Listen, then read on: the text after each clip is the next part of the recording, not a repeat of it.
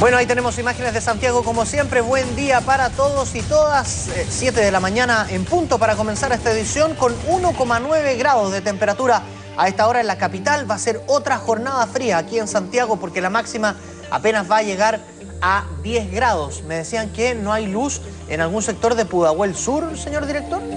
Barrancón me dijo también. Metro Barrancas, ahí está.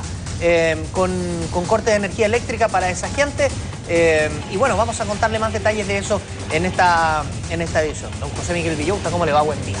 Bien, con frío amanecí. Tanto frío que hoy día cuando me comí el cereal la lengua se me quedó pegada en la cuchara. Con 2 hielos se come el cereal.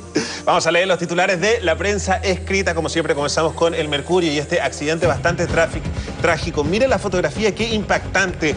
Choque de remolque con bus deja 11 muertos y 15 heridos en la región de Biobío. El carro de arrastre de un camión maderero se desprendió en pleno movimiento e impactó frontalmente a un bus de pasajeros que viajaba en sentido contrario.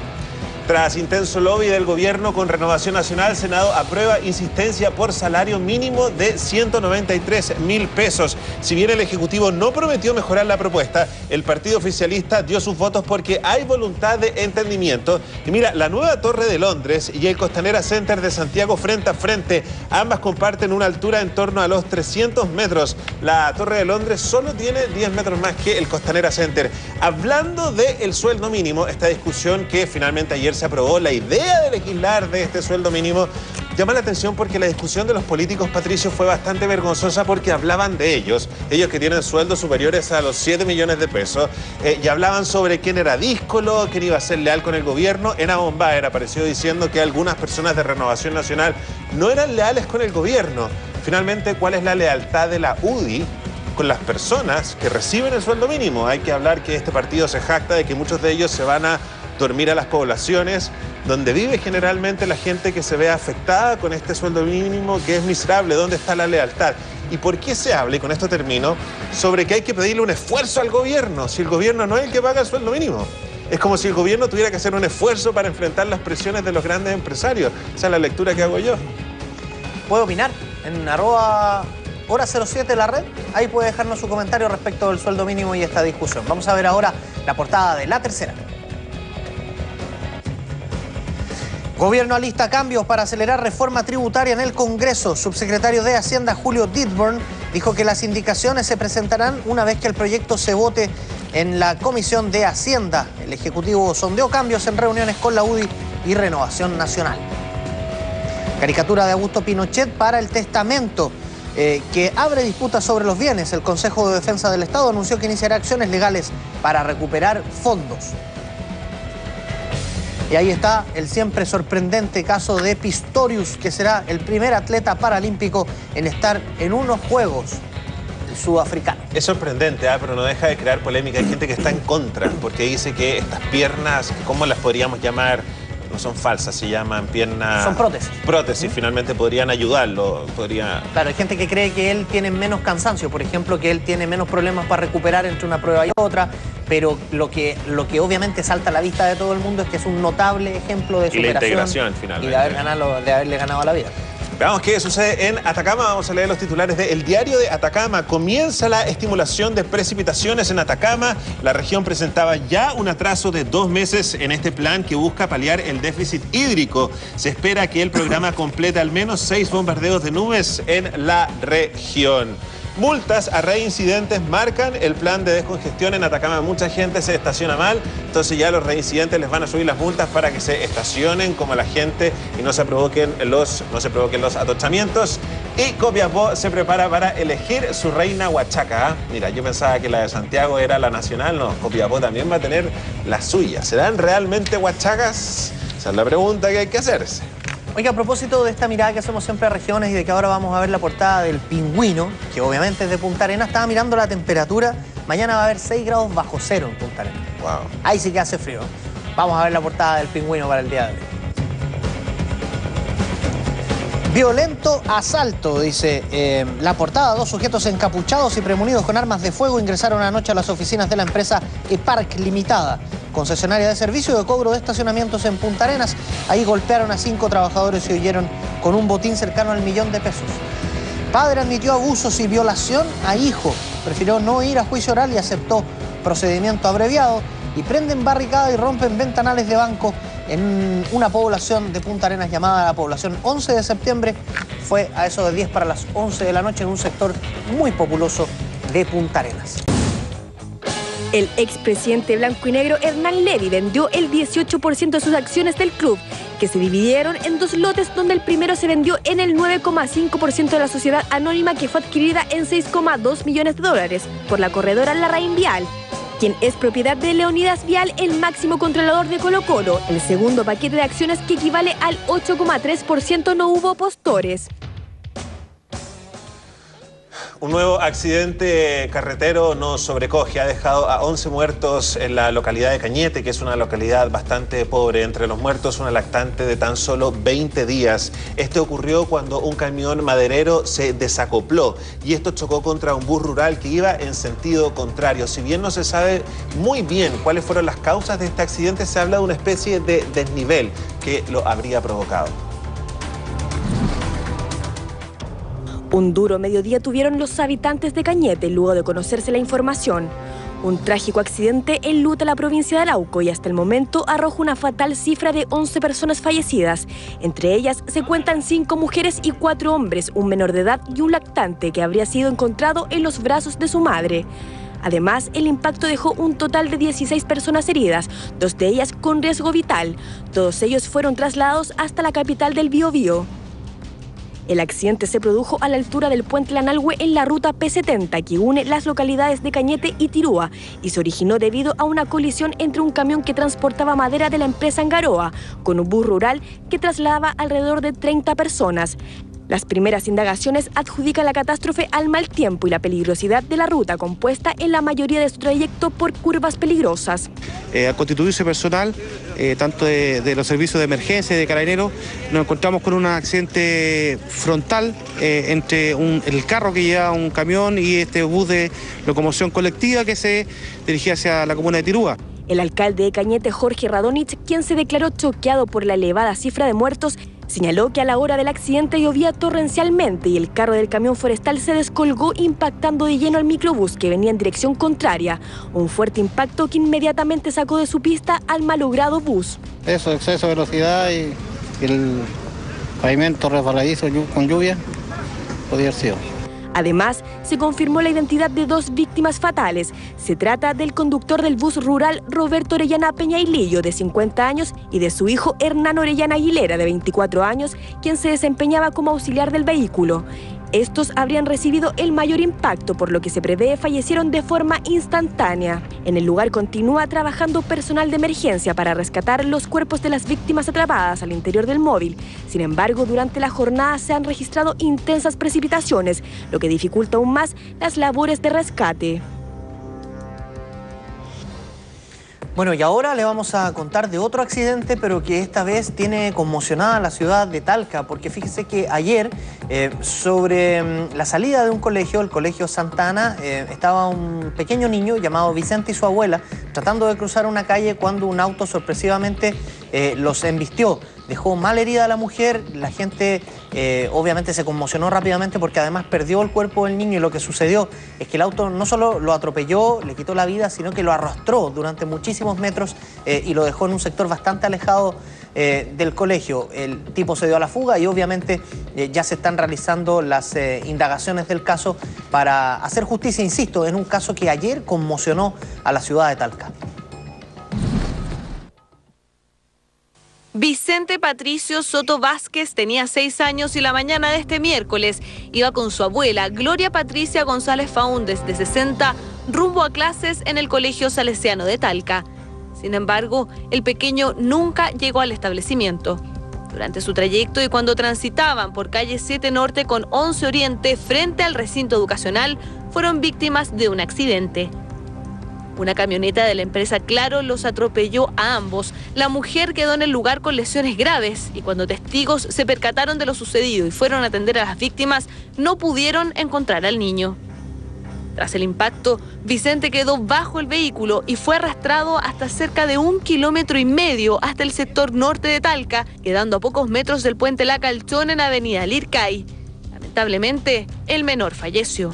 Hicimos una dinámica del accidente desde el lugar donde nosotros se encontraron evidencia, parte de la mica del espejo retrovisor, ahí en 11 Oriente con 7 Norte, hasta el punto donde fue encontrado el menor, que fue ahí en el CAI frente al 2617, próximo al puente La Calchona. Se hizo un recorrido tentativo de que lo que debería haber circulado esta persona, el conductor de este vehículo, y son 1 kilómetro 300 metros de arrastre. Momentos más tarde, el vehículo que protagonizó la tragedia fue encontrado en la villa Don Gonzalo, mientras el conductor y funcionario de la empresa Claro llegó hasta la tenencia Carlos Trupp denunciando que la camioneta le había sido robada. Finalmente, el sujeto confesó que lo del robo era mentira y reconoció que él conducía el auto al momento de la tragedia, por lo que quedó detenido. Nunca quise hacer eso, porque soy un niñito chico. ¿Qué te pasó, Jorge? Vamos a leer ahora algunos twitters. Nuestro Twitter es Hora07 en la red para que tú también puedas participar de nuestra conversación. René Morajano dice: podrían ser un poco más objetivos los conductores, se les nota mucho su tendencia, par de comunachos. Epa. Así, derechamente. No bueno, ¿por qué leemos este Twitter? Primero que nada, porque la objetividad no existe. Nosotros elegimos ciertas noticias. La idea es ser íntegro y que usted sepa finalmente de dónde viene nuestra opinión. Pero lo otro también tiene que ver con que si uno opina respecto de alguna cosa, inmediatamente en este país a uno se lo ubica en el otro extremo. Y finalmente eso termina que redunda en que la discusión política o la discusión sobre actualidad sea reducida y sea pequeña. Existe la independencia. Uno puede estar de repente de acuerdo con un lado y después de acuerdo con el otro. Las cosas no solo tienen que ser blanco y negro, ¿sí o no? Sí, fíjate que ¿Se entendió lo que quise decir? Totalmente, porque no solo se da en el tema de la política, donde se tiene una idea que es un poco más progresista, el facilismo de decirte, comunista. Se da viceversa, cuando dicen, facho, fascista. No sé, yo creo que las cosas hay que analizarlas en su contexto. Pues sí, es que en el deporte también ocurre. Es que se da, porque si tú haces un comentario proclive a la U, es chuncho. No, es indio. Las cosas hay que analizarlas en su contexto, insisto, y hay que juzgar el mérito de las cosas. Yo creo que ahí está lo entretenido de la discusión. Pero somos un par de comunachos. No, señor. Tenemos que ser fachos, quizás. Un poco más fachos, ¿sí o no? Bueno, vamos a hablar ahora de una noticia que es bastante seria. Javiera Ramos, esta actriz que de parte de su hermano recibió sablazos en la cara y 3 disparos en la pierna. La actriz dice que su hermano es inocente ya que no la reconoció. Y discúlpeme, voy a decir un garabato, pero ella calificó a la prensa de puta prensa sensacionalista. Dice que el verdadero culpable es el psiquiatra de la armería El Pozo, que le da permiso a cualquier persona para tener armas. Recordemos que esta persona tenía un trastorno bipolar y tenía una especie de arsenal en su casa. Nuevos antecedentes también dicen que a la actriz no solo la mordió, sino que también trató de ahorcarla. Se trata de una historia cruenta, pero por sí misma compleja. Nada menos que un hermano atacando a su propia familia. Eran las 17 horas del pasado lunes cuando la actriz Javiera Ramos Mejías, de 40 años, iba camino al departamento de su hermano menor, Gonzalo Ramos Mejías, de 34. La mujer había recibido un llamado telefónico que señalaba que su familiar se estaba volviendo muy agresivo. 15 minutos más tarde, Javiera yacía en el piso del departamento de su hermano, ubicado en Las Condes.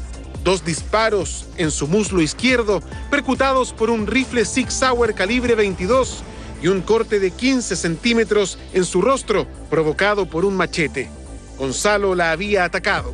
Por cierto que el Ministerio Público está absolutamente satisfecho, puesto que se evita que una persona que claramente constituye un peligro para la seguridad de la sociedad no se encuentre, digamos, en el medio libre con la posibilidad cierta, ¿no es cierto?, de atentar contra terceras personas. En la audiencia, el fiscal Augusto Sobarzo indicó a la policía que Gonzalo tenía en su poder sables, un machete, un fusil, una carabina, pistolas y municiones. Estas armas estaban legalmente inscritas y las guardaba en el inmueble ubicado en la calle Flor de Azucena. Sin embargo, también fue formalizado por infracción a la ley de control de armas por tener munición que no correspondía al armamento. Concurrimos hasta Armerías del Pozo, en la comuna de Vitacura, precisamente el lugar donde se le vendió a Gonzalo Ramos las armas que fueron encontradas en su domicilio por la policía. En este lugar, el protocolo indica que es un psiquiatra el que debe autorizar la venta. ¿Qué fue lo que falló? Intentamos conseguir una respuesta. Sin embargo, la administración de este negocio declinó referirse al tema. La persona tiene que tener antecedentes idóneos para poder inscribir un arma y que son aquellos que nosotros como carabineros tomamos y analizamos para poder inscribir un arma, que son el certificado de antecedentes para fines especiales, fotocopias de su cédula de identidad por ambos lados, que la persona, si viene a inscribir un arma por primera vez, pueda acreditar los conocimientos necesarios para la inscripción de esa arma. También un antecedente médico, que es un formulario que la persona lleva hasta donde un facultativo psiquiatra, el cual nosotros también, en el momento de recibirlo, podemos inscribir esa arma. Y más el pago de la tasa de derecho que exige la ley. La pareja de Ramos declaró, según el abogado, que en los días previos al ataque tuvo varios episodios de enajenación y que el domingo lo estuvo cuidando sin problemas. Pero este lunes volvieron las alucinaciones y Ramos habría dicho que estaba siendo seguido por demonios. La estrategia del abogado defensor de Ramos, José Ignacio Escobar, en la audiencia de la tarde, era lograr establecer que el autor del ataque tiene trastorno bipolar con episodios psicóticos. Incluso pidió que se nombrara un curador ad litem o representante del imputado, quien estuvo internado a causa de sus problemas psiquiátricos. Actualmente está bajo tratamiento médico. Por su parte, la agredida, la actriz Javiera Ramos, se recupera satisfactoriamente de la agresión en la clínica alemana de Santiago. Bueno, es bastante entendible la situación que está viviendo la actriz, que finalmente es atacada por su hermano, que no la reconoció, un hermano que está enfermo, pero cuando ella culpa a la prensa, finalmente nosotros no queremos hacer sensacionalismo, sino que poner el punto en una persona que es bipolar y que se le entrega la autorización para tener 5 armas. En este arsenal finalmente habían otras armas que él tenía de manera ilegal, pero yo no sé si a un bipolar uno le podría dar 5 armas, con todo el respeto de todas las personas bipolares finalmente que existen y que son bastantes y muchas de ellas nos deben estar viendo en este minuto, pero me imagino que tienen que haber ciertos grados y ese es el tema que nosotros estamos tratando de poner finalmente en la discusión, ¿no? No, me parece totalmente. Además, ya yo tengo algunos reparos con que cualquier persona pueda manejar un arma, digamos, en su hogar. Si hay alguien que además tiene algún grado de cualquier trastorno psicológico que lo comprometa, me parece que no solo porque puede atentar contra otras personas, puede atentar contra él mismo también en un episodio de depresión o en un mal momento. Entonces, lo que se quiso decir, yo no voy a dármela aquí de abogado defensor de la prensa porque hay prensa y prensa y me parece que lo que uno tiene que hacer es defender su trabajo si es que cabe nomás. Es informar a la gente como corresponde de lo que sucedió y lo que sucede es eso. Hay una gran duda instalada aquí, por lo menos desde este programa, respecto de a quién se le puede entregar un arma y a quién no. Lo que nos indigna es el abuso, cualquier tipo de abuso contra un menor de edad. En este caso, hablamos del caso de, es una denuncia que hacen los padres de una lactante de 7 meses de edad, quien habría sido maltratada físicamente por su nana, por la asesora del hogar que la tenía a su cuidado. La Fiscalía de Puerto Montt instruyó ya las primeras diligencias para saber si hay aquí o no delito, si es que hay mérito o no en la denuncia que han hecho los padres de esta guagua. Le insisto, de apenas 7 meses de edad. En la ciudad de Puerto Montt, un nuevo caso de maltrato infantil se dio a conocer hace una semana. Gracias al uso de una cámara oculta, se logró detectar que una asesora del hogar habría golpeado a una bebé de tan solo 7 meses. Según consta en la denuncia hecha en la Fiscalía por los padres de la pequeña. Si bien las imágenes liberadas no son explícitas, el audio da a entender las agresiones que esta mujer le propinaba a la lactante.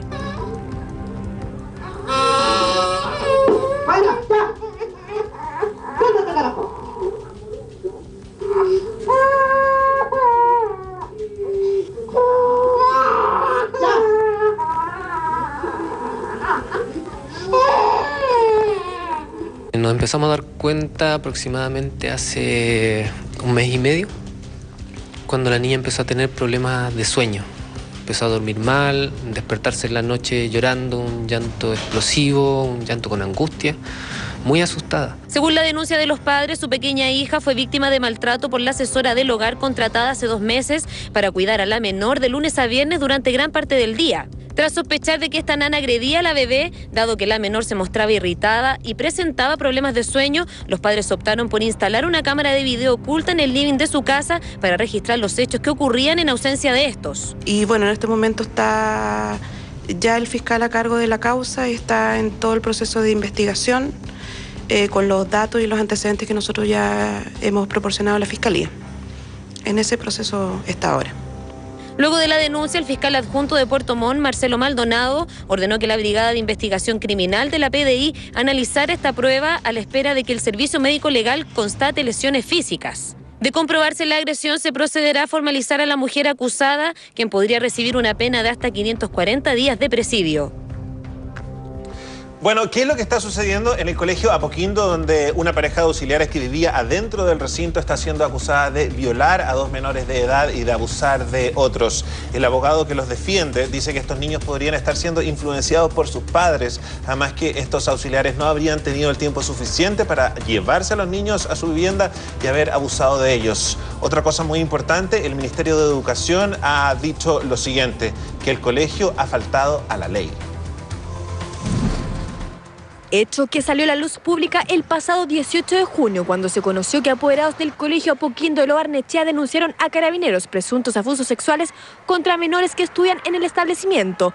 Todo en medio del impacto que aún se vivía por los vejámenes ocurridos en el Jardín Hijitus de Vitacura. Efectivamente hay un tema con el tema del abuso de los niños, pero en este colegio yo te puedo dar fe.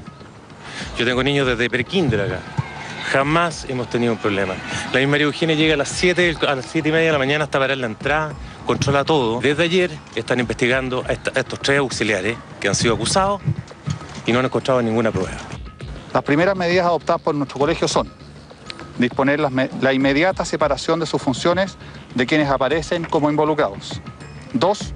El colegio será parte en la investigación fiscal que a este respecto se ha originado. 3. Implementación de una asesoría psicológica de tratamiento de crisis, la que proporcionará las herramientas necesarias para abordar esta difícil situación.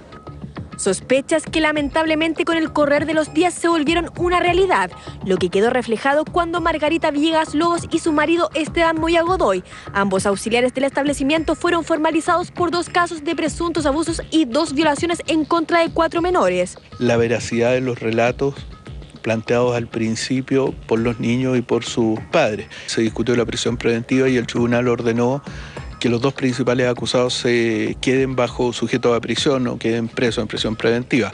Investigación policial y del Ministerio Público, quienes no han descartado que existan nuevos casos, una situación que en paralelo ha provocado un fuerte remesón al interior del exclusivo colegio, algo que quedó reflejado en la renuncia de la directora y dueña del establecimiento, María Eugenia Gandarillas. Nos duele profundamente, apoyamos el 100% de las familias que están afectadas, nos duele como si fuesen sido nuestros hijos. Y esperamos salir adelante como familia. No, en verdad que la directora se va a retirar, pero se va a retirar cuando termine el año escolar, cuando tenga todo terminado, cuando el colegio esté bien de nuevo. Se tendría que haber ido con todos los honores. Esto podría haber pasado en cualquier lado. Es lamentable que nos haya pasado a nosotros, pero la misma María Eugenia ha estado trabajando, yo creo que más de 18 años. Ha fundado este colegio y se merecía irse de otra forma. Desde el colegio Apoquindo no han querido referirse al tema, mientras las reuniones entre los apoderados continúan con el objetivo de aumentar la seguridad de los alumnos y recuperar la confianza en el establecimiento. Entre algunos puntos ya se ha establecido aumentar los recursos destinados a la seguridad, además de contar con psicólogos que se encargarán de la idoneidad de los profesores. Mientras que el secretario ministerial de Educación, Alan Wilkins, recibió un informe de inspección del colegio y tras revisarlo concluyó que el establecimiento cometió una infracción a la Ley General de Educación. Estos antecedentes serán entregados al fiscal de la Seremi, que en 45 días tiene que resolver el proceso que se le hará al colegio. Bueno, hay hartas opiniones en nuestra cuenta de Twitter, que es @hora07 la red, para que usted pueda opinar. Hay gente opinando, por ejemplo, de la tenencia de armas, respecto de en qué manos deben estar. Hay un Twitter de Wentrucawej, dice, es necesario practicar el periodismo crítico, sobre todo en la política, para eliminar el status quo, dice. ¿Ve? Hay opiniones para todo, usted también puede escribirnos. Ahora, respecto de la tenencia de armas, a nosotros como que nos resulta muy particular que alguien tenga tantas armas, pero en los Estados Unidos está en la Constitución el derecho a portar armas y en algunos estados se aprueban leyes para portar armas adentro de sala de kinder. Y se aprueban leyes para poder portar armas adentro de las bibliotecas. Así son las matanzas que hay después. Para que veas finalmente la diferencia que existe entre una sociedad y otra en algunos ¿cómo poder decirlo? Da lo mismo. En algunos países. En algunos aspectos, gracias. Okay. Bueno. Escribió también María Elena Flores respecto de este caso de la actriz y del hermano que la ataca, y ella le echa de alguna manera la culpa a la prensa después por todo lo que se ha comentado, y dice que debió haber metido a su hermano en prisión, dice, porque después algún día puede matar a alguien y ella ahí va a llorar, dice el tuiteo de María Elena Flores, para que vea que hay opiniones para todo. Y seguramente este tema también dará que hablar, generará alguna opinión, y tiene que ver con el testamento de el fallecido dictador Augusto Pinochet, que se conocía en el día de ayer. No públicamente, lo que se hacía era, se abría protocolarmente, es un trámite judicial y dentro de una semana se supone ya debería hacerse público una vez que haya sido conocido por todas las partes. Ratifica a quién le deja sus bienes, pero no habla de montos. Nuevamente un testamento del general Pinochet. Diligencia realizada el pasado 25 de abril en la cual solo se supo del cambio de albacea, por lo que el Consejo de Defensa del Estado debió solicitar la apertura del testamento anterior. Audiencia de apertura del documento original del fallecido general Augusto Pinochet, trámite que se inició poco después de las 9 de la mañana en el Tercer Juzgado Civil de Santiago. Expectación por conocer la cuantía de la fortuna, que quedó en nada debido a que el documento de 2 carillas, firmado el 3 de septiembre del año 2000, no detalló ni bienes ni montos a repartir, sino que solo sus porcentajes. El testamento hace referencia a una distribución de bienes sin indicar ningún bien. El testamento precisa que su viuda, Lucía Iriart, se quedará con el 62,5% del total de la herencia. A sus 5 hijos le corresponderá en conjunto un 25%, mientras que a sus nietos y bisnietos el 12,5% restante. Una incógnita que se mantiene respecto a la fortuna Pinochet, que según un peritaje de expertos del Departamento de Economía de la Universidad de Chile, determinó que llegaría a los 26 millones de dólares, 17 de los cuales no tienen justificación alguna. Ahora procede, de acuerdo a lo ordenado por la señora magistrado del Tercer Juzgado Civil, proceder a la protocolización del testamento y la entrega de las copias a las partes interesadas. En ese momento, el respectivo testamento se hará público y podrá ser conocido por cualquier persona. La diligencia ha sido tremendamente exitosa respecto de que el Consejo ha podido conocer la voluntad del causante, quiénes son los herederos. Detalle del testamento que se conocerá públicamente en los próximos días, una vez que sea protocolizado en una notaría para ser entregado al tribunal.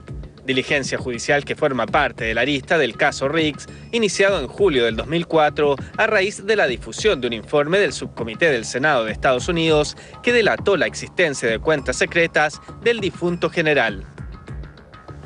Bueno, vamos a tener ahora un contacto con nuestro móvil de prensa. Danilo Díaz, ¿cómo estás? Cuéntanos qué fue lo que sucedió anoche en términos policiales.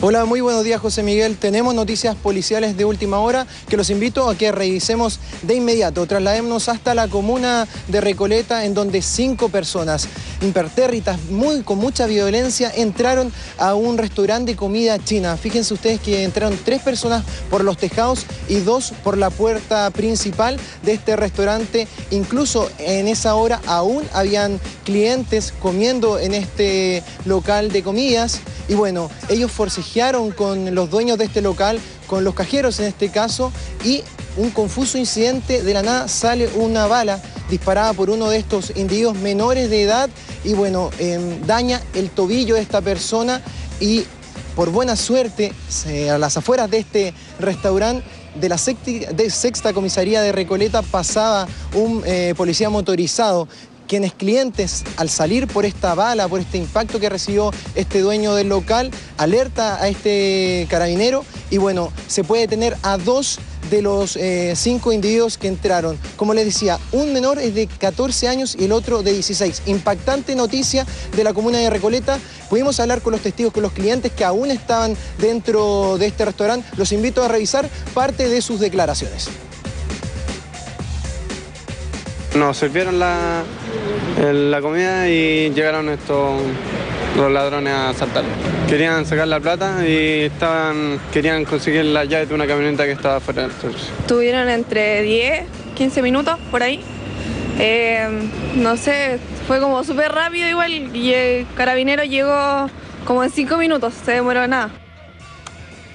Bueno, José Miguel, estas dos menores de edad fueron identificados como Edison C.M. de 14 años y Fernando P.J. de 16 años, que además tenía un amplio prontuario policial. Fíjate tú, menores de edad asaltando y también baleando al dueño de este restaurante de comida china en la comuna de Recoleta, José. Danilo, sabemos que hablaste con el fiscal, ¿no? ¿Me escuchas? Buenos días. Sí, Danilo, sabemos que hablaste sabemos que hablaste con el fiscal, ¿no? Ah, sí, José. De inmediato los invito porque tienen también... Van a ampliar esta información, fueron detenidos estas dos personas y también nos adelantaron lo que va a pasar con ellos durante las próximas horas, porque serán, al parecer, durante este mediodía formalizados. Los invito a revisar parte de las declaraciones de Carabineros y del fiscal que se constituyó en el lugar. El imputado que ingresa amenaza, intimida, adicionalmente al momento de ser sorprendido por funcionarios policiales, realiza un disparo a la víctima. Aún no podemos establecer si se trató de un disparo intencional o eventualmente hay declaraciones de testigos que indican que podría haber sido un disparo accidental. Personal motorizado de la Sexta Comisaría de Recoleta efectuaba patrullaje por esta avenida Recoleta, donde vio salir corriendo gente que estaba consumiendo en el interior del local, pidiendo auxilio al respecto, y donde personal motorizado entró inmediatamente al lugar, abordó y logró la detención de dos sujetos que justo en el momento en que ingresó, lamentablemente, uno de ellos ya había hecho uso del arma de fuego. Bueno, el dueño también de este restaurante de comida china fue trasladado en primera instancia al Hospital San José y luego de emergencia trasladado hasta la Clínica Dávila, donde tuvo que ser intervenido por esta bala que se alojó en su tobillo. José Miguel. Bueno, muchas gracias, Danilo. Estamos en contacto porque sabemos que más adelante vamos a tener otro móvil, no de noticias policiales, sino que de algo que parece que es bastante entretenido, ¿no? No adelantemos nada. Cuídate, que estés bien. Exactamente, José Miguel. Nos vemos más tarde. Ahí está con frío reporteando Danilo Díaz, que va a estar nuevamente con nosotros. Y ahora le vamos a contar de un tema que genera harta polémica, especialmente después de ese estudio del CERNAC. Recuerda que ayer ya le adelantamos algo de este sondeo que hablaba de marcas de remedio que podían llegar a costar 2000 veces más que otro que era bioequivalente. La bioequivalencia, 2000% digo. Fíjate que la bioequivalencia es algo notable porque lo que hace es demostrar científicamente que un genérico, que tú puedes tener la sensación de que hace lo mismo que un remedio de marca, que es muchísimo más caro, pero científicamente el médico te podría decir, pero ¿sabes? No es exactamente igual. Pues bien, la bioequivalencia echa por tierra ese argumento. Y aquí el negociado entre médico, laboratorio se terminó.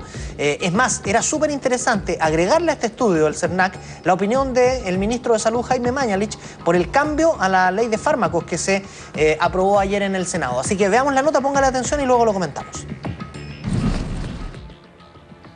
Que los medicamentos de marca son más baratos que los genéricos no es ningún descubrimiento, pero que la diferencia entre el precio de uno y otro llegara incluso a un escandaloso 2000% dejó a medio Chile sorprendido. Los más afectados son sin duda quienes requieren fármacos para patologías más complejas como depresiones o Alzheimer, donde un medicamento que podría costar 109.290 pesos perfectamente podría descender a prácticamente la mitad. Pero esto también afecta a quienes a menudo recurren a ciertos remedios para cuadros menores como el famoso ibuprofeno, utilizado para inflamaciones internas. Fue de 4.90, este es más barato. Ahora si quiere cápsula blanda es un poco más caro. Como las trompas. Es el genérico y el de cápsula blanda, ¿cuánto vale? Sería este, como las trompas de 2.590 que están haciendo. El genérico no. El genérico no. 490 pesos por la versión genérica que bien podría habernos costado 2.500 pesos, 4 veces más por un fármaco que debiese cumplir con la misma efectividad terapéutica.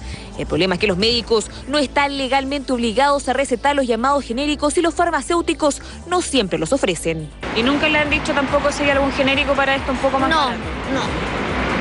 ¿Y nunca le veía a su médico tampoco algún genérico? Sí, no quiero saber nada de médico. De ahí la explicación del boom de farmacias alternativas como las ya conocidas Dr. Simi, donde la clave está en trabajar solo con este tipo de productos de menor costo y con los mismos resultados. De 200, de 100 y de 50. 200. De 200.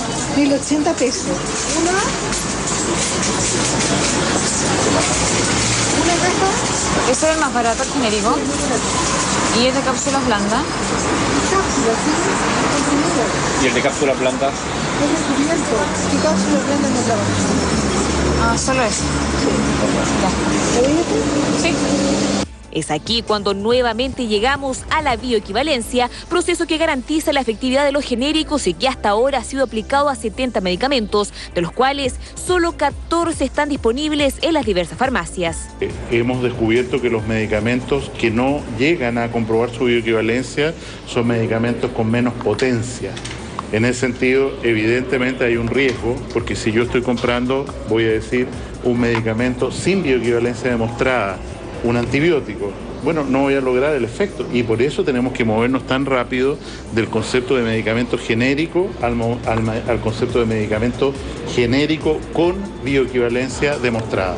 El titular de la cartera también destacó la importancia de la ley de fármacos que ayer fue aprobada por el Senado, que obligaría a las farmacias a tener en oferta la totalidad de los bioequivalentes, que se espera aumenten a 200 de aquí a fin de año, con lo cual millones de chilenos podrían obtener medicamentos certificados y a precios bastante más asequibles.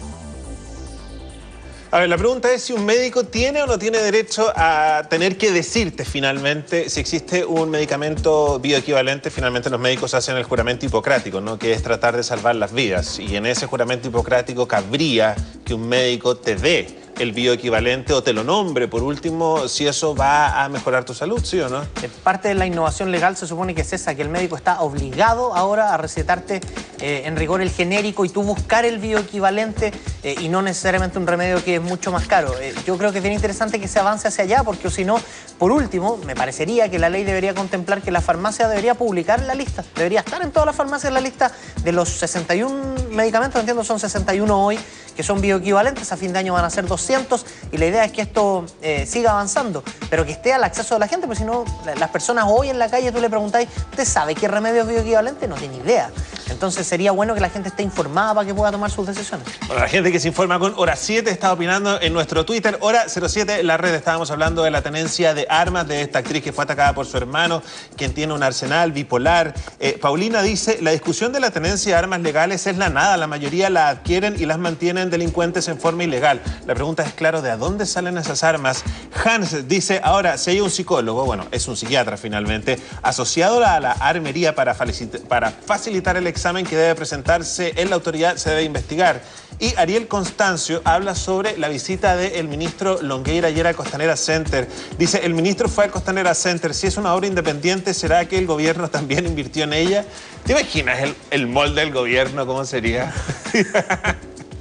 No, tendría de todo, ¿no? Bueno, vamos a hablar de una noticia que finalmente tiene a la gente de Iquique bastante molesta, porque vivimos en un país sísmico y varias personas, medios de comunicación, ahora han aparecido unos alemanes que crean una especie de alarma porque supuestamente habría un mega cataclismo, un gran terremoto en el norte.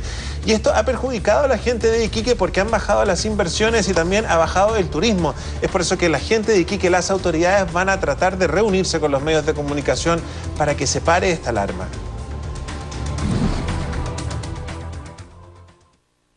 Tras el terremoto de 2010 ocurrido en la zona centro-sur, una serie de expertos se han dedicado de lleno a intentar predecir alguno de los innumerables sismos que han continuado después de aquel fatídico 27 de febrero.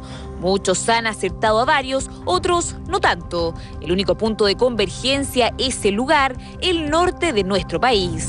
Situación que ha generado verdadero pánico entre los nortinos, especialmente cuando justo esta madrugada se dejó sentir un sismo de 4,6 grados Richter en las regiones de Atacama y Coquimbo. Pero es en Iquique donde están puestos todos los ojos, tanto así que un equipo alemán que trabaja junto a expertos nacionales de distintas universidades decidió instalar una verdadera central de monitoreo en dicha ciudad, para de alguna manera detectar cualquier movimiento telúrico antes de que esto ocurra. Hace muchísimo tiempo que todo Chile y la comunidad científica nacional e internacional sabe que el norte de Chile es una zona que está propensa a un gran terremoto. Ahora, ¿cuándo? No sé. Noticia que no cayó nada de bien en los iquiqueños, que si bien tras la seguidilla de sismos hicieron un simulacro para estar preparados, han caído en un pánico que según sus autoridades es totalmente justificado. Ha habido una campaña mediática en torno a este tema, donde la ciudadanía de Iquique se ha visto tremendamente perjudicada, porque están todos los canales de televisión de Santiago diciéndonos todos los días de lo que puede venir, que las costas de Iquique, que las costas del norte, en fin. Y en estricto rigor eso nos preocupa bastante y estamos en una campaña de ir a conversar directamente con los canales de televisión, de bajar un poco las revoluciones con esta situación. Lo peor es que si de calmar los ánimos se trata, la naturaleza no ayuda en nada. Hace 3 días un fuerte sismo de 5,1 grados Richter dejó a cientos de quiqueños alarmados, especialmente aquellos de más avanzada edad. Hombres y mujeres que saben que se trata de una ciudad donde no ha temblado en forma importante por más de 130 años y que pese a la reacción anticipada de los expertos, nadie sabe cuándo ni mucho menos lo que pasará. Bueno, y ahora le vamos a contar de los principales hechos que han ocurrido alrededor del mundo en la siguiente síntesis internacional. En México se volverán a contar los votos de las elecciones presidenciales que dio como ganador a Enrique Peña Nieto, del PRI, como nuevo presidente de la República. El Instituto Federal Electoral informó que el 54,5% de las actas, que corresponden a 78.012 mesas de votación, se abrirán y volverán a contar. Este recuento se debe a las condiciones fijadas por la ley de México. En Palestina, la Autoridad Nacional se mostró dispuesta a exhumar el cadáver de su líder Yasser Arafat, tras nuevas afirmaciones de que fue envenenado con un electroquímico llamado polonio 210 en el año 2004.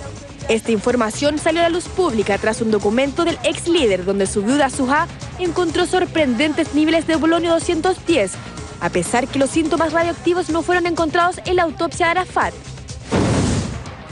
En Perú siguen las manifestaciones por el megaproyecto minero Conga de una empresa estadounidense, Newmont, en Cajamarca, donde tras las violentas protestas ya dejan 4 personas fallecidas. La región del norte de Perú se encuentra en estado de emergencia. El proyecto de oro y cobre en Minas Conga es resistido por varias organizaciones sociales y políticas que no quieren que se instale la empresa norteamericana, que desea invertir unos 5.000 millones de dólares.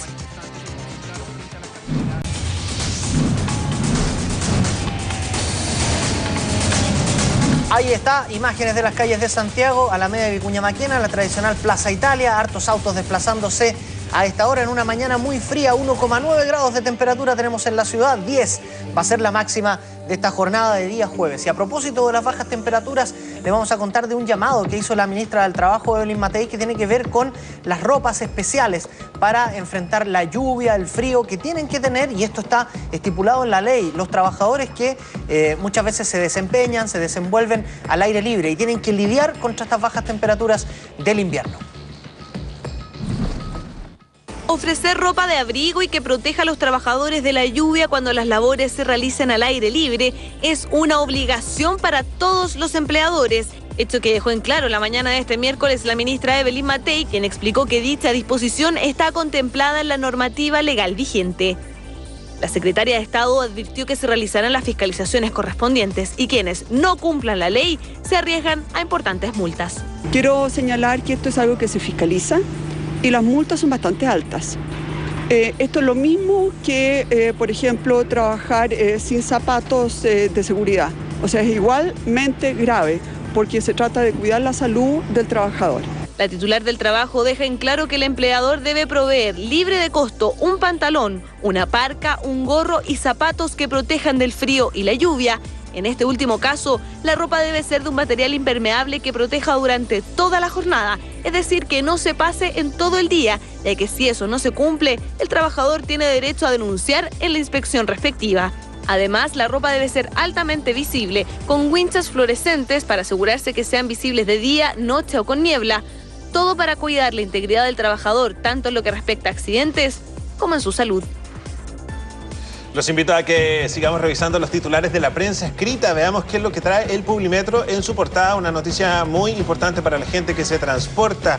Transantiago tendrá 500.000 transbordos menos. Sistema renovó 17 recorridos, fusionando algunos, extendiendo otros y creando varios. La idea es que se beneficie a las comunas como Peñalolén, Maipú, Marcul, La Florida, Pudahuel, La Cisterna, Puente Alto. Ahí vemos hipster chilenos. Video de los hipsters chilenos arrasa en internet. Y otra de las noticias que aparece en la portada de El Publimetro tiene que ver con esta actriz que fue atacada por su hermano. Mi hermano es inocente. La actriz Javiera Ramos, quien fue atacada por su hermano con un machete y se encuentra hospitalizada, defendió por Twitter a su agresor. ¿Tú sabes qué es ser hipster, Patricio? Eso quiero preguntar, ¿qué es ser hipster? No es ser alternativo y vestirse raro. Ser hipster es que tus papás tengan tanto dinero que tú te vayas a vivir a un barrio así como taquillero marginal y te vistas raro. Pero si tus papás no tienen dinero y no te mantienen, no eres hipster. Eso es como ser medio alternativo, pero en rebeldía frente a tu familia, que tiene mucha plata. Es que tu papá te mantiene y tú puedes vivir la vida alternativa. No tiene nada de rebeldía. Se entiende. Es como ser neo hippie, pero si no tienes plata no eres hipster. Claro, hay gente que es hippie porque no le alcanza para hacer de otra manera, ¿no? Sí. Bueno, vamos a ver la portada de las últimas noticias. Sepa cuáles son las 20 partes del cuerpo que ya no sirven. Y se ven bien útiles todas las partes del cuerpo que tiene la modelo de la foto. Si ya no sirven. Bueno, ahí está en la página 12 de las últimas noticias. Sepa las que sirven. Oiga, harta noticia rara. Alumnos hoy declaran Día Mundial contra Arjona, por ejemplo, donde hay que firmar 8 pasos para postular por internet al subsidio para la casa propia, y bloopers de Joche arrasaron en el adiós del Murci. El Murci de Francisco Rojas, que es un futbolista que se despidió ayer formalmente con Zamorano y otros invitados de lujo allá en La Serena. Espectacular. Veamos ahora qué es lo que trae La Cuarta en su portada. Abrazó a su guaguita y se fueron al cielo. Rampa mortal en Cañete. Choque de bus y camión deja 11 muertos. Lamentable que Cañete, una de las localidades más pobres de nuestro país, aparezca en nuestro ciclo noticioso debido a un accidente. Vamos a leer otro titular de La Cuarta. El niño funciona. Romina le achacó 18 minas a Alexis. Joche la hizo de taquito y fue la revelación en despedida de El Murci. Y vemos ahí una fotografía y más encima ni se derrite. Tiene clon de cera en el Museo de la Estación Mapocho. Ahí aparece Alexis Sánchez, el niño que funciona, al cual le achacaron 18 minas, según titular de La Cuarta. Tantas. Una señorita decía, tengo como 10 amigas que pasaron por Sánchez, decía la jerga que usan. Tantas o tan pocas, todo es relativo respecto de quién. Está bien, pero ¿qué es eso de decir pasaron por? Como cuando Julio Iglesias dijo que había tenido como 1000 amantes. Oye, y ¿puedo echar una mirada rápida, señor director, al alumno, ¿no? Que las 20 partes del cuerpo que no sirven la están preguntando ahí en Twitter. Músculo palmar, músculos extrínsecos del pabellón auricular, punto de Darwin, el músculo subclavio, en fin, esas son algunas de las 20 partes del cuerpo que, según Lund, ya no servirían. Senos paranasales. ¿Qué es eso? ¿Qué es eso? Ahí investigamos. Se dice que el dedo chico tampoco sirve. Ya, humor, el chiste de la tercera para el día de hoy a cargo de Herbie, como siempre. Está bueno, encuentro yo. No seamos tacaños, dice un honorable ahí dibujado. Propongo que el sueldo mínimo quede igual, pero con un suple contundente para asesorías. ¿Ah? Ellos no pierden nunca. Es como en el lenguaje de ellos, finalmente. Sí, me gustó. Bueno, el del Mercurio también está bueno el día de hoy, ¿ya? Es el chiste de Jimmy Scott. Lo vamos a pasar a revisar. Tiene que ver con los grafiteros que se expresan en las calles. Ahí aparece el chiste, aparece un grafitero que escribe el ejército con S. Y una persona le dice, ¿en qué colegio te analfabetizaron? Está divertido. Bueno, les habíamos contado que teníamos un móvil bastante entretenido con Danilo Díaz. Comienzan las vacaciones y este es un panorama muy interesante. Danilo, cuéntanos, ¿dónde estás? Hola José Miguel, nos cambiamos totalmente de noticia, también de contexto, en un ambiente más hollywoodense, por decirlo de alguna manera. Estamos en la estación Mapocho, debido a que ya puede mostrar la cámara de Sergio Erazo las 50 figuras de cera que se están exponiendo aquí, donde les decía anteriormente, distintas áreas ya podemos ver, como la que usted ya ve enfrente de la cámara, Robert Nesta, por decirlo. Acá ya vemos Miley Cyrus, para toda la gente que ya está viendo Hora 7 en estos momentos. Hay distintas áreas también para comentarles: entretenciones, deportes, cine y música, que es en el área que estamos ya en estos momentos. Mire, Freddie Mercury, ahora Lady Gaga. ¿Se parecen o no, muchachos que están viendo en el estudio? ¿Se parecen o no se parecen? Díganmelo ustedes. Mire, tenemos a Michael Jackson también. Sí, yo encuentro que ese sí. Ahí, con una guitarra de fondo. Ese sí. Bueno, oye, Danilo, te escucho. ¿Y esto pertenece a alguna organización especial? ¿Tiene que ver a lo mejor con el conocido Museo de Madame Tussauds? ¿Quiénes traen estas figuras de cera? Mira, esta actividad, por lo que nos pudieron decir acá en estos momentos, estaba auspiciada y también interiorizada por un museo de Madrid, People, quien está está auspiciando esta actividad y bueno, son distintos también la gente que está trabajando. Nos comentaban que eran de China, de Chile, incluso de Estados Unidos. Bueno, ahí ya podemos ver en imágenes. También acá es un productor general, Gabriel Agosín, que está a cargo también de toda esta actividad y es un panorama muy entretenido para este fin de semana, ya que solo cuesta 7.000 pesos, es 2x1 para la gente que ya quiera comprar esta entrada y puede comprarla también con tarjetas ligadas a este evento en Santander y claro, desde el 5 de julio al 5 de agosto, muchachos. Ok, Danilo, muchas gracias por este panorama y nos vemos pronto. Que tengas un buen día.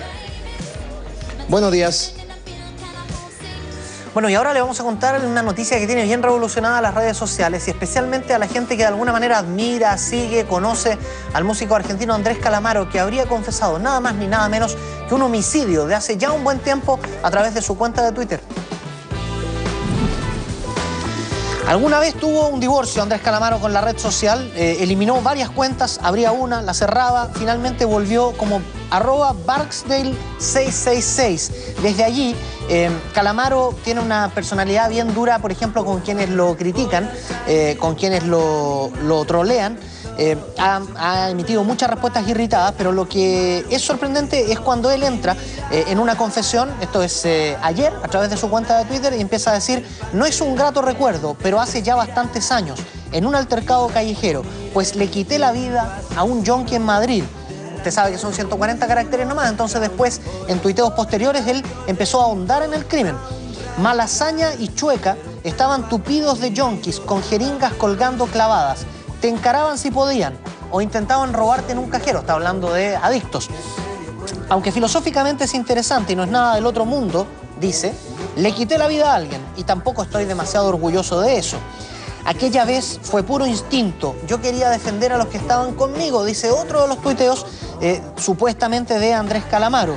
No hubo casi pelea. Digamos que lo maté como a una rata. Esta frase me parece de brutal violencia. Y me hace dudar de que sea realmente una confesión de Calamaro. He llegado a pensar que le hackearon la cuenta, que es otra persona. Claro, a nadie le hackean la cuenta porque a Lady Gaga le habrían hackeado la cuenta, a Rihanna le habrían hackeado la cuenta. Yo creo que la otra teoría que ibas a decir es la verdadera. La otra teoría que tengo y que la tenemos todos es que puede ser o una estrategia publicitaria o derechamente que esté incursionando en ir haciendo letras de canciones a través de ciertos tuiteos, como incorporando el tema de las redes sociales. Me confesaba Marco Brizo, el editor de este programa, me contaba que es fanático de Calamaro y que tiene un disco que se llama Honestidad Brutal.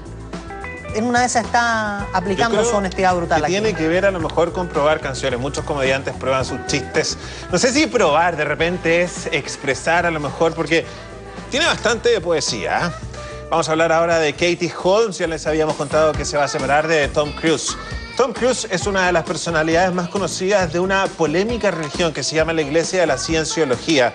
Se dice que la iglesia estaría vigilando a esta actriz conocida por haber protagonizado Dawson's Creek. La Cienciología vigila a Katie Holmes. El abogado de la iglesia, Gary Soter, salió a desmentir rumores. No hay ninguna verdad en absoluto en el informe de TMZ o cualquier otro informe de que se haya enviado a alguien a seguir o a vigilar a Katie Holmes, manifestó. La Iglesia de la Cienciología negó informes de prensa que afirmaban que había ordenado vigilar a la actriz después de que ésta solicitó el divorcio de Tom Cruise, cuyo miembro de esta convertida organización religiosa es uno de los más vistosos. El letrado de esta iglesia también desmintió el lunes los rumores de que Cruise quería que su hija de 6 años, Suri, se integrara a la Organización del Mar, un campamento de entrenamiento de esta religión. La afirmación de que una niña de 6 años se uniría a esta organización es igualmente falsa. El sitio web de noticias de las celebridades TMZ.com sostuvo que Holmes, quien anunció el viernes que pidió el divorcio a Cruise, temía que su marido quisiera que su hija se uniera a la Organización del Mar en un futuro próximo. Hay que recordar que la ex mujer de Tom Cruise, uno de los problemas que tuvo Nicole Kidman era que justamente ella no quería que sus hijos pertenecieran a esta controvertida religión que revistas como Rolling Stone han calificado de secta. Bueno, y ahora vamos a cambiar de tema, le vamos a contar de el Amazing Spider-Man. Usted sabe que ya no es Tobey Maguire el que hace el rol de Peter Parker, que en esa película es Andrew Garfield, así se llama el actor. Pues bien, recaudó $7,5 millones en su estreno en la medianoche en Estados Unidos. De esta forma, la cinta se convirtió en el mejor debut nocturno de este año después de Los Vengadores, según The Hollywood Reporter, la nueva aventura de acción protagonizada por este señor Andrew Garfield y Emma Stone igualó además los resultados de la anterior versión de la saga. Spider-Man 3 tuvo la misma recaudación en su estreno nocturno en mayo de 2007. Los expertos en Hollywood estiman que The Amazing Spider-Man, dirigida por Mark Webb, podría lograr ingresos por más de 120 millones de dólares solo este fin de semana en Estados Unidos. Ya que recuperan después las inversiones. Espectacular. El musical de Broadway, eso sí que hicieron de Spider-Man, fue a pérdida, pero total. Incluso las personas tenían tantas piruetas que los actores se fracturaban, tenían que estar en el hospital. Bueno, hemos hablado varias veces de Shakira y su romance con Gerard Piqué, pero hay que recordar que Shakira también se hizo conocida en parte por su romance, o sea, no se hizo conocida por su romance con el señor de la Rúa, pero ¿quieres saber en qué está el ex de Shakira? Ponga atención.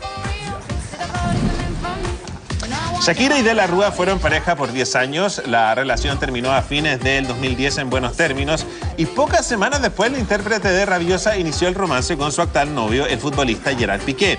El trasandino y empresario, por su parte, comenzó a salir con Ramos en marzo del año pasado. Como Shakira, ella también está ligada a la industria musical, pero en una liga mucho menor, pues hace poco comenzó a explorar su faceta de DJ bajo el seudónimo de La Hiela. Bueno, el termómetro, José Miguel Villota, está pegado en 1.9 grados de temperatura, 10 va a ser la máxima, solo está cubierto y el pronóstico del tiempo en el país dice que lluvia solo desde Temuco al sur. Sí, que más o menos como a las 4 de la tarde por un par de horas estaría saliendo el sol. No chubasco, estaría saliendo el sol. ¿El sol? Sí. Ya. Yo le achunté ayer, le dije ayer que a las 4 se iba a poner a llover, a las 4 se puso a llover. Cayeron como 3 gotas. ¿Qué pasó con Bielsa? ¿Usted retuiteó algo con Bielsa? Lo que pasa es que dicen que está desaparecido porque fue a ver el grado de avance en el complejo del Atlético de Madrid y dijo que estaba muy atrasado. Y después desapareció el Atlético de Bilbao, perdón. De repente se fue a descansar, ¿no? Usted sabe que se enoja fácil el hombre. Bueno, sigamos ahora con el excelente matinal femenino Mujeres Primero. Despídase. Que estén todos muy bien, buen día. Hasta mañana. Que la fuerza los acompañe. Chao, chao.